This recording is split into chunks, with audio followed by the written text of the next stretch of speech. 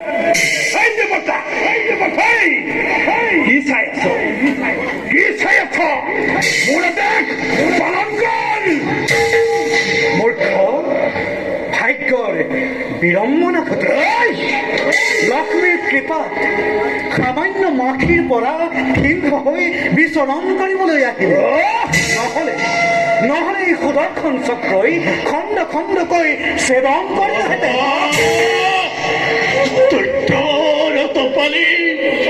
মই সহ্য কৰিব নোৱাৰো এখন ত্ৰিপুলে চাও বাৰু তই ইয়াতে শ্ৰেষ্ঠ দেৱতা